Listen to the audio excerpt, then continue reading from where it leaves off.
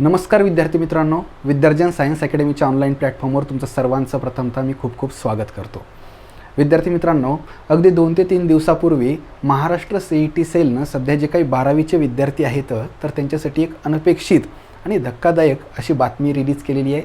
Maharashtra CET सेलच्या official वेबसाईटवर त्यांनी यावर्षी ज्या काही वेगवेगळ्या CET महाराष्ट्रामध्ये ऑर्गनाईज होत असतात तर त्या CETच्या एक टेंटेटिव्ह डेट दिलेले आहेत.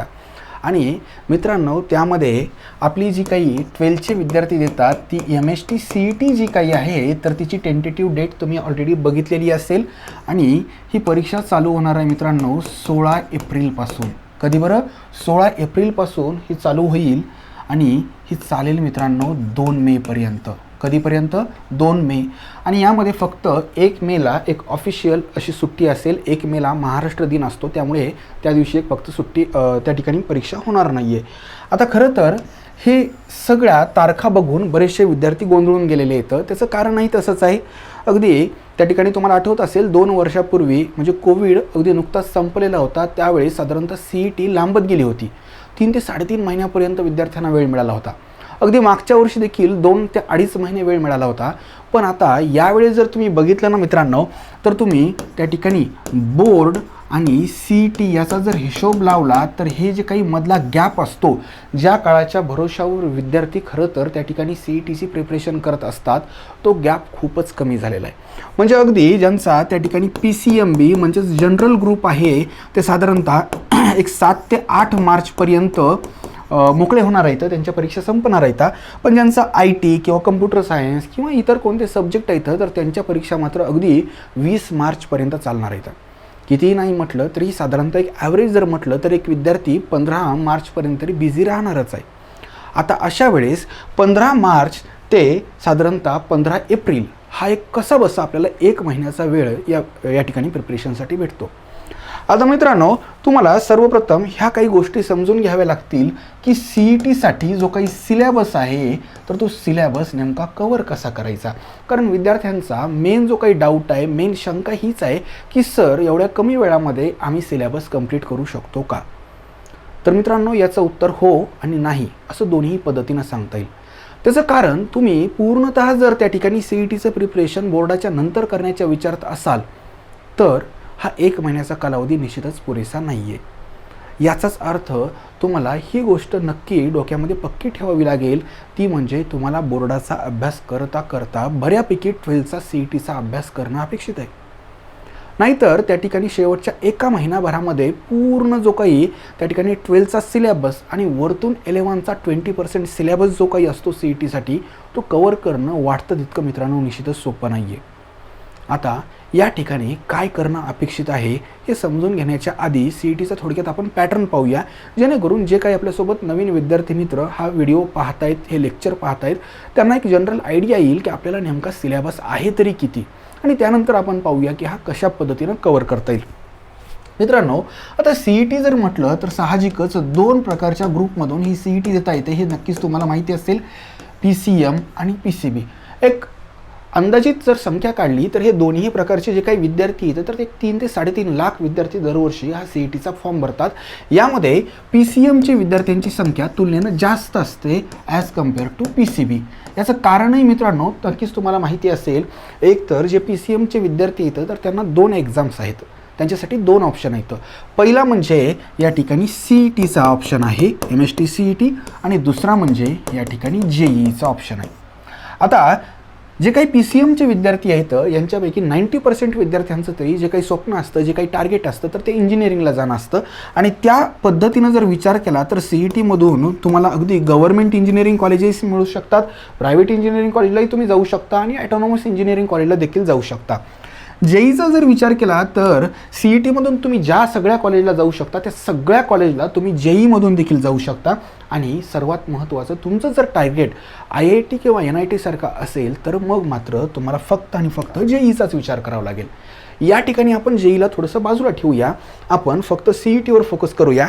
आणि महाराष्ट्रामधले एकंदर त्या ठिकाणी गव्हर्नमेंट इंजिनिअरिंग कॉलेजेस जर विचारात घेतले, मग त्यामध्ये काही गव्हर्नमेंट आणि काही टॉपचे प्रायव्हेट कॉलेजेस त्याच्यामध्ये COEP आहे, VIT आहे, VGTI आहे, किंवा मग वालचंदसारखं सांगलीचं कॉलेज आहे, किंवा आपलं संभाजीनगरचं गव्हर्नमेंट कॉलेज आहे.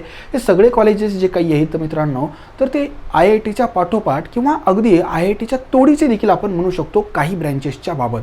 यांचे पॅकेजेस देखील खूप चांगल्या पद्धतीचे हाय लेवलचे पॅकेजेस तुम्हाला भेटू शकतात.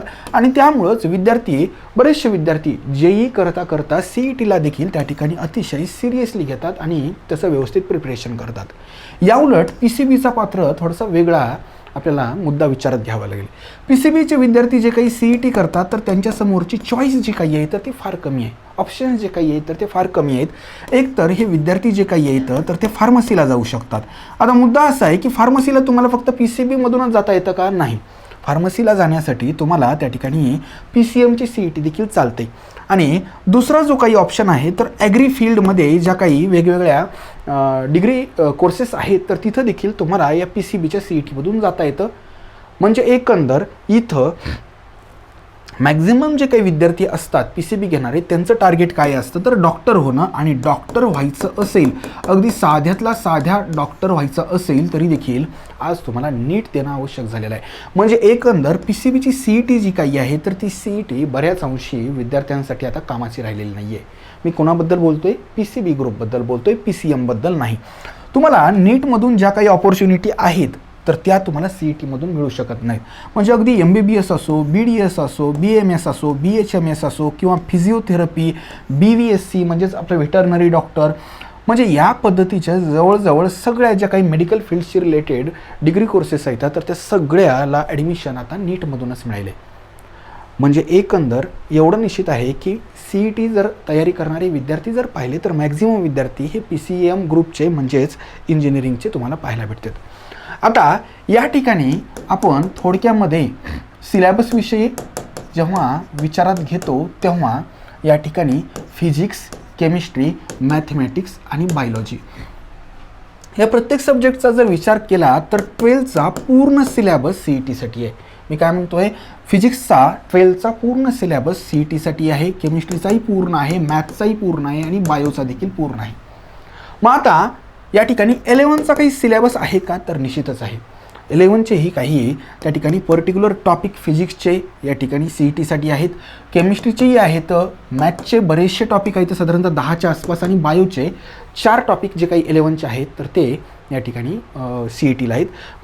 जे काही बायोचे टॉपिक आहेत त्याच्यामध्ये मग एक्सक्रिशन अँड ऑस्मो रेग्युलेशन एक आहे, त्याच्यानंतर डायजेशन अँड ॲब्झॉर्प्शन आहे, त्यानंतर बायोमॉलिक्युल्स आहे, ठीक आहे, आणि इतरही आणखी एक टॉपिक आहे. म्हणजे या पद्धतीचे जे काही 11चे टॉपिक आहेत तर ते देखील तुम्हाला करावे लागतील. आता विद्यार्थ्यांची अडचण काय होते? विद्यार्थी साहजिकच सध्या 12th बोर्डाच्या निमित्तानं हा 12चा पोर्शन जो काही आहे तर तो प्रिपेअर करत असतात. पण साहजिकच बोर्डाचं प्रिपरेशन जेव्हा करत असतात विद्यार्थी तेव्हा मॅक्झिमम जो काही अप्रोच असतो त्यांचा तर तो त्या ठिकाणी रिटर्न जे काही फॉर्मॅट असतो तर त्या दृष्टीनं त्यांनी ती स्किल डेव्हलप करत असतात. MCQची प्रॅक्टिस करणं जे काही अपेक्षित असतं CETला तर ती प्रॅक्टिस म्हणावी तशी बोर्डाला विद्यार्थी जनरली करत नाहीत. पण यावर्षी मात्र विद्यार्थी मित्रांनो तसं जमणार नाही तुम्हाला.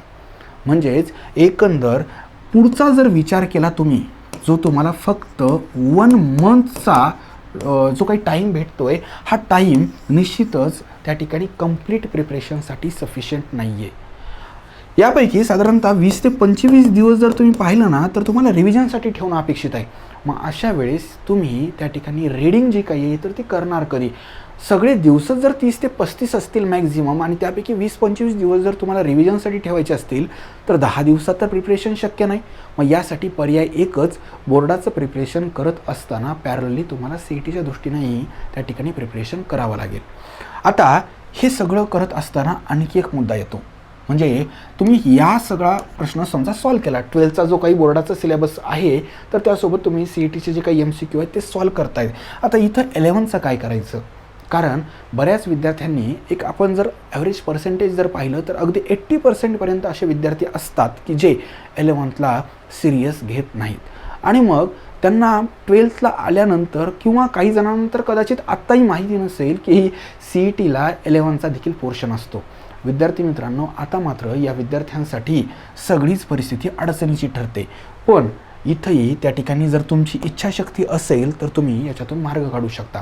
बरेचसे टॉपिक कसे असतात मित्रांनो, जे 11चे CETसाठी आहेत तर त्याची कुठं ना कुठं लिंक जी काही आहे तर त्या सध्याच्या तुमच्या 12थमधल्या काही टॉपिकशी असते. म्हणजे एकंदर तुम्ही 12थला सध्या जे काही टॉपिक करतायत तर ते टॉपिक करत असताना तुम्ही हेही एकदा व्हेरीफाय करा की CETला नेमके 11चे कोणते टॉपिक आहेत आणि ते जर रिलेटेड असतील तर पॅरलली तुम्ही ते जर सोबत अभ्यास केला तर ते तुम्हाला थोडंसं सोयीचं जाईल. पण ते तुम्हाला मित्रांनो अभ्यास करणं फार आवश्यक आहे.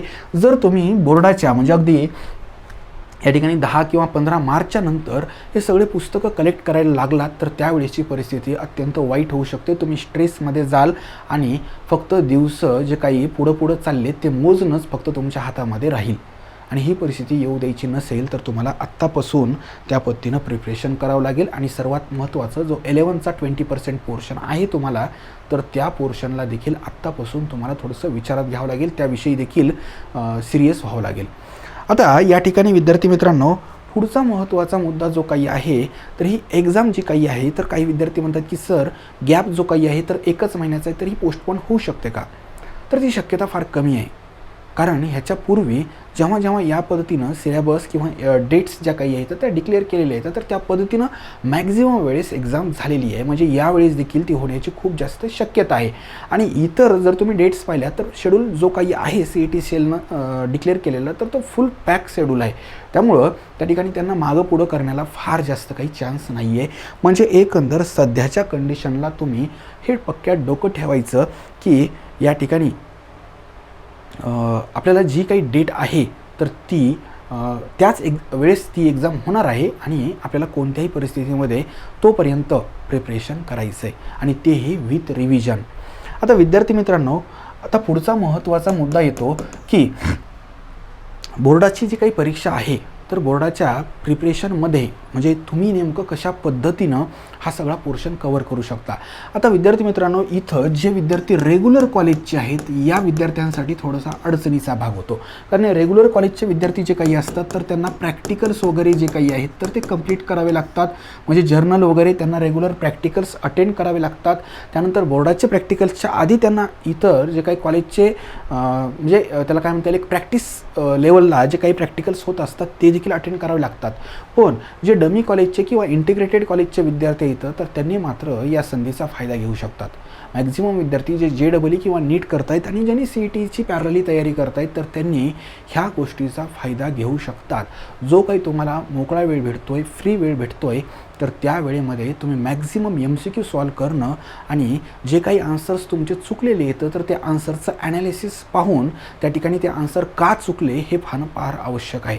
मित्रांनो मॅक्झिमम विद्यार्थी जे काही मी पाहिले ना तर त्या विद्यार्थ्यांचं चुकतं काय. बरेचसे विद्यार्थी म्हणतात की सर मी आज 500 MCQ सॉल्व केले, मी 400 MCQ सॉल्व केले आणि त्यामध्ये मग त्या ठिकाणी 400 पैकी माझे 200 आले आणि 200 चुकले.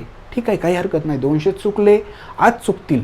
पण जे 200 चुकले त्याचं ॲनालिसिस केलं का, ते का चुकले, त्यांचं एक्झॅक्ट आन्सर काय होतं हे जर तुम्ही पाहिलेलं नसेल मित्रांनो तर पुढच्या वेळेस तेच 400 MCQ तुमच्या समोर तुम्हाला जर सोडवायला दिले तर पुन्हा ते 200 MCQ तुमचे त्या ठिकाणी चुकतील.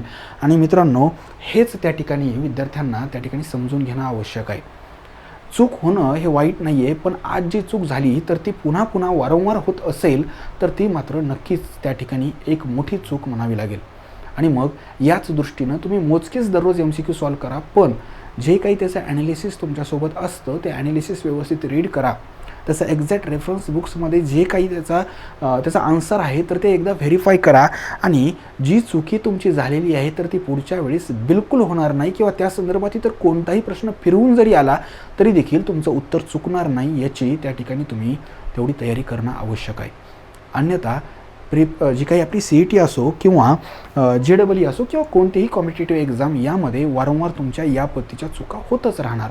आता जर लेवल ऑफ सिलेबस जर पाहिली किंवा एक्झामची जर लेवल पाहिली तर त्यांनी स्पष्ट सांगितलेलं आहे की जो काही मॅथ्सचा किंवा फिजिक्सचा केमिस्ट्रीचा पेपर असेल तर त्याची लेवल जी काही आहे CETच्या पेपरची तर ती JEE मेनच्या इक्विव्हॅलंट असेल, JEE मेनच्या इक्विव्हॅलंट असेल. आणि जर बायोची लेवल जर विचारात घेतली तर त्याची लेवल जी आहे तर ती नीटच्या इक्विव्हॅलंट असेल.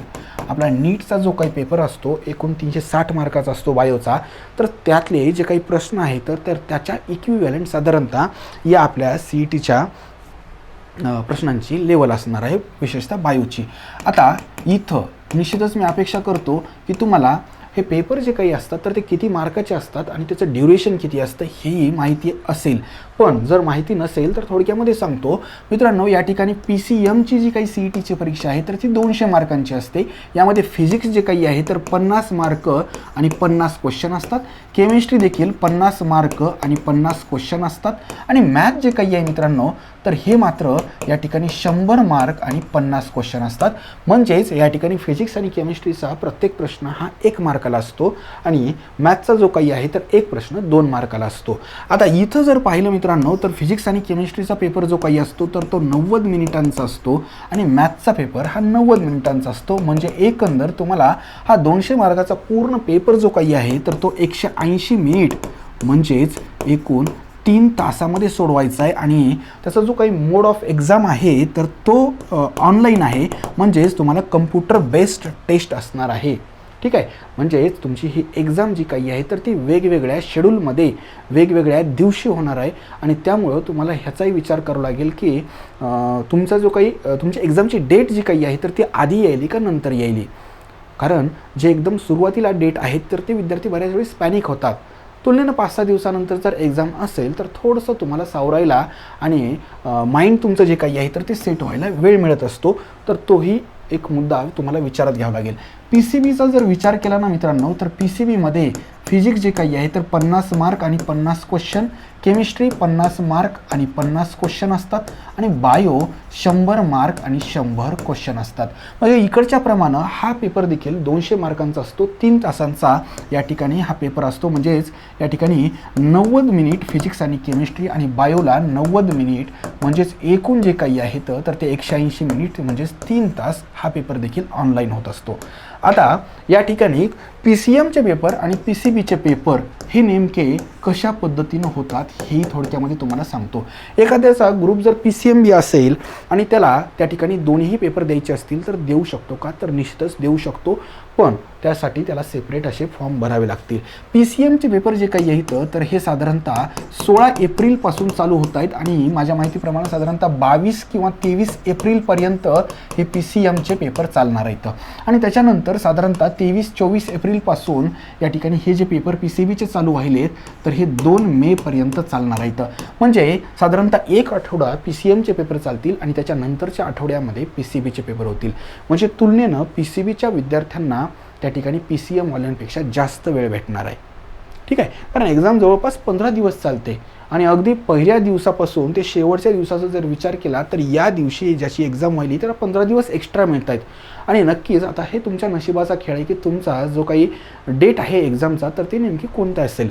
आता या गोष्टीचा आपण विचार त्या ठिकाणी नंतर करूया वाटलं तर. पण ह्याच्यामध्ये आणखी एक महत्त्वाचं तुमच्या डोक्यामध्ये येऊ शकतो की सर पेपर जर वेगवेगळे असतील, वेगवेगळ्या दिवशी असतील आणि साहजिकच जर ते प्रश्नही वेगवेगळे असतील तर ती लेवल जी काही आहे तर ती मेंटेन कशी करतात. तर मित्रांनो नक्कीच तुम्हाला ही गोष्ट माहिती असेल की इथं नॉर्मलायझेशन केलं जातं. एक कॉम्प्लिकेटेड असा फॉर्म्युला आहे. त्यामध्ये त्यांनी जे काही टॉपर्स आहेत तर त्या पद्धतीनं खालच्यांचे मार्क कन्सिडर करत असतात आणि त्यानुसार एक ॲव्हरेज मार्क्स तुमचे जे काही आहेत तर त्यांनी त्या फॉर्म्युल्यानुसार काढत असतात. आणि जे काही CETचे मार्क्स असतात तर हे आउट ऑफ 200 तुम्हाला म्हणजे 180, 170 या पद्धतीनं न सांगता अगदी 2 वर्षापासून एक नवीन सिस्टीम त्यांनी चालू केलेली आहे. ती म्हणजे पर्सेंटाईल सिस्टीम. काय बरं, पर्सेंटाईल सिस्टीम. नक्कीच तुम्ही ऐकलं असेल की 99 पर्सेंटाईल, 98 पर्सेंटाईल कट ऑफ राहिलेला आहे. तर मित्रांनो या ठिकाणी या पर्सेंटाईल सिस्टीमचं जर विशेष पाहिलं तर त्यामध्ये जे काही तुमच्या बॅचचे म्हणजे तुमची एक्झाम ज्या दिवशी आहे त्या बॅचचा जो टॉपर आहे तर त्याला 100 पर्सेंटाईल कन्सिडर केलेलं आहे. आणि मग बाकीचे जे काही विद्यार्थी आहेत तर त्यांना त्यापाठोपाठ त्याला रेफरन्स धरून त्यांचे पर्सेंटाईल येत असतात. साहजिकच तो जो काही फॉर्म्युला आहे तर तो बऱ्यापैकी कॉम्प्लिकेटेड आहे आणि त्याने बरेच त्या ठिकाणी उलटे सुलटे कॅल्क्युलेशन करून तुमचं पर्सेंटाईल ठरवत असतात. आता या ठिकाणी कॉलेजेसचे जर पर्सेंटाईलचे कट ऑफ जर पाहिले तर मित्रांनो अगदी COEPचे कम्प्युटर सायन्स किंवा IT सारख्या ब्रँचचे कट ऑफ हे 99 पर्सेंटाईल अबव असतात. कळालं का, 99% अबोव COAP असो किंवा VIT असो, VJTI असो, या सगळ्या कॉलेजेसचे जे काही टॉपच्या ब्रँचेस आहेत, मग कम्प्युटर सायन्स आहे, IT आहे, सिव्हिल आहे, मेकॅनिकल आहे, इलेक्ट्रॉनिक्स आहे, या ब्रँचेसचे कट ऑफ जे काही आहे तर ते अबोव 99% असतात. म्हणजेच तुम्हाला इथं या ठिकाणी 190 प्लस मार्क्स घेणं अपेक्षित आहे जर तुम्हाला या लेवलचा स्कोर जो काही आहे तर तो पाहिजे असेल तर. मित्रांनो, यासोबतच काही विद्यार्थी जे काही आहेत तर ते फार्मसीची देखील तयारी करतात. फार्मसीमध्ये देखील खूप चांगले कॉलेजेस आहेत. फॉर एक्झाम्पल पुण्यामध्ये जर पाहिलं तर पुणा कॉलेज ऑफ फार्मसी आहे किंवा मुंबईला ICT नावाचं एक कॉलेज आहे. तर मित्रांनो, या फार्मसीचे कट ऑफ देखील 99% अबोव राहतात या कॉलेजेसचे, मी जे आत्ता सांगितले ना. म्हणजे एकंदर तुम्हाला अतिशय त्या ठिकाणी केअरफुली आणि कष्टपूर्वक सिरियसली हे सगळा अभ्यास करावा लागेल, कारण कॉम्पिटिशन त्या तोडीचे आहे. जरी आपली महाराष्ट्र CET असली तरी देखील या परीक्षेला अख्ख्या भारतामधून विद्यार्थी बसू शकतात. इवन आपल्या या महाराष्ट्र MST CETचे सेंटर्स महाराष्ट्राच्या बाहेर देखील त्या ठिकाणी कधी ठेवल्या जातात. त्या ठिकाणचे विद्यार्थी तेवढ्या प्रमाणामध्ये जर असतील तर इतर राज्यांच्या, बऱ्याच राज्यांच्या राजधानीच्या ठिकाणी देखील आपल्या MST CETचे पेपर होत असतात. म्हणजे तुम्हाला ही गोष्ट पक्की लक्षात ठेवावी लागेल की फक्त कॉम्पिटिशन ही महाराष्ट्रातून नाही आहे, तर महाराष्ट्राच्या बाहेरचे विद्यार्थी देखील बरेचसे महाराष्ट्रातले जे काही टॉपचे कॉलेजेस आहेत तर त्यामध्ये ॲडमिशन घेण्यासाठी इच्छुक असतात आणि ते CET क्रॅक करून ॲडमिशन घेतात देखील. म्हणजेच तुम्हाला इथं बेसावध राहून बिलकुल चालणार नाही. आत्तापासून व्यवस्थित त्या ठिकाणी प्लॅन करून तुम्ही जर अभ्यास केला तर नक्कीच या ठिकाणी तुम्हाला यश मिळणार आहे मित्रांनो. तर इथं या ठिकाणी याच दृष्टिकोनातून आपण विद्यार्जन सायन्स अकॅडमीमार्फत येणारे त्या ठिकाणी अगदी बोर्ड आणि MST CETपर्यंत ऑनलाईन लेक्चर्स त्या ठिकाणी घेत आहोत. त्याच्यामध्ये विशेषतः जे काही MCQ असतं तर त्या MCQची प्रॅक्टिस आपण लाईव्ह सेशनच्या माध्यमातून यूट्यूबवर फ्रीमध्ये करून घेणार आहोत.